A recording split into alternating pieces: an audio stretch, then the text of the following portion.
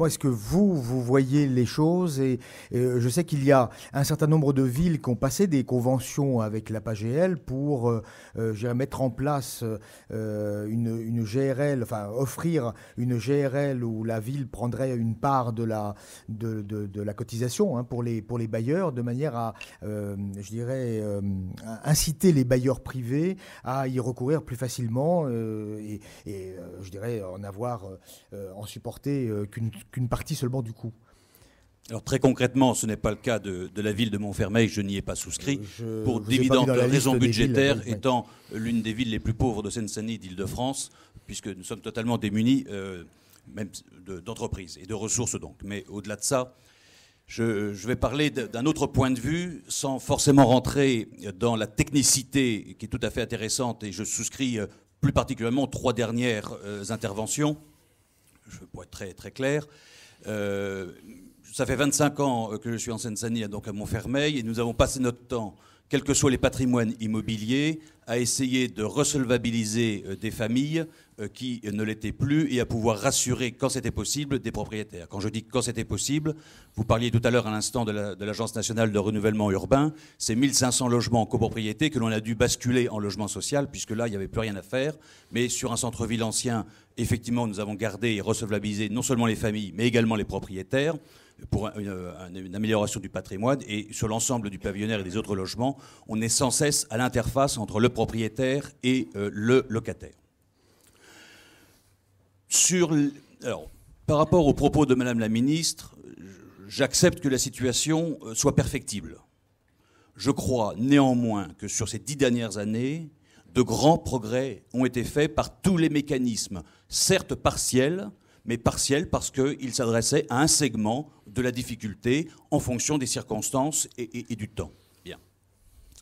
Et qu'il y ait encore des marges de progrès, je le crois.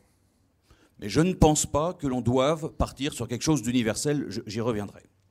Si je dois prendre la question de l'accès, on s'est beaucoup focalisé sur la sécurisation des revenus.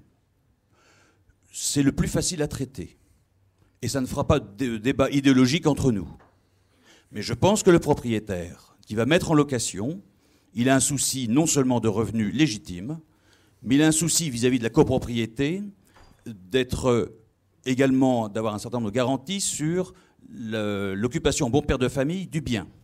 Et que c'est un argument très subjectif, politiquement incorrect et très souvent occulté dans les discussions. Mais je pense qu'on ne peut pas faire l'économie de ce paramètre. Et qu'il y a une grande hypocrisie à ne parler que de revenus. Je crois qu'il faut aussi mettre cela dedans. Voilà, tout simplement. Et ça, très difficile. La HALDE peut s'en saisir, ou la 17e chambre correctionnelle éventuellement, mais vous avez des réalités dont vous ne pourrez pas faire fi. Deuxièmement, sur la question des expulsions. Je dirais, fort heureusement, qu'il y a encore des expulsions.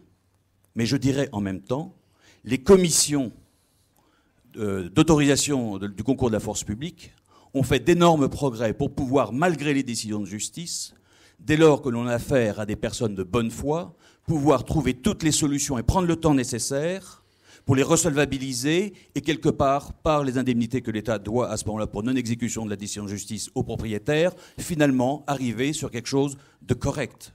Et très honnêtement, s'il y a 10 ans, nous avions régulièrement dans nos villes des comités d'opposition aux expulsions, aujourd'hui, lorsqu'une expulsion est prononcée, il n'y a pas grand monde pour pouvoir se solidariser avec la situation de la famille.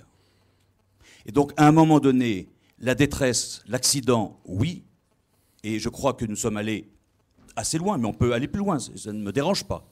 Mais à un moment donné, il faut aussi reconnaître qu'il y a des personnes de mauvaise foi et qu'il est nécessaire à ce que celles-ci soient rapidement sanctionnées, plus rapidement peut-être qu'aujourd'hui encore, pour pouvoir justement permettre cette bonne discrimination entre les deux situations que l'on peut rencontrer.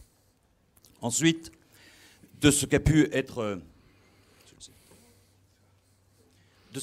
évoqué par Madame le ministre dans les propositions, indépendamment de cette garantie universelle des loyers que je conteste, je le redirai pourquoi tout à l'heure. Qu'il y ait, de la part des propriétaires, une plus rapide mobilisation au regard de leurs droits, puisqu'en fait, qu'est-ce que c'est ? C'est je vais essayer d'aller à l'amiable le plus longtemps possible parce que je ne suis pas sûr de l'issue en justice. Ça va être extrêmement long, extrêmement coûteux. Sauf que lorsque vous avez affaire à une famille de bonne foi, C'est tout de suite qu'il faut prendre les choses pour pouvoir sauver la situation. Si vous la prenez 6 mois, un an après, c'est trop tard.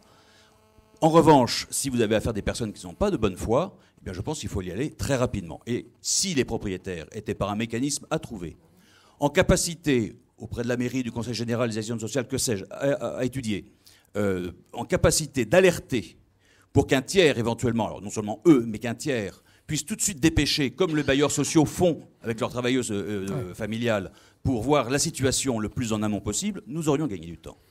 Qu'éventuellement, dès lors que la puissance publique s'intéresse à la situation, ce soit le trésor public qui puisse se substituer au propriétaire. Et effectivement, quand on reçoit une lettre avec le timbré trésor public, généralement, on l'ouvre et on regarde ce qu'il y a dedans.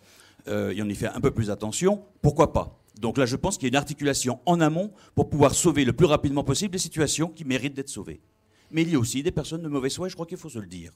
Car on arrive, peu ou prou, par tous les mécanismes sociaux possibles et imaginables, à trouver des solutions de solvabilisation, même si le propriétaire doit faire abandon d'une partie de ses créances, mais on arrive à trouver des équilibres qui évitent les drames sociaux.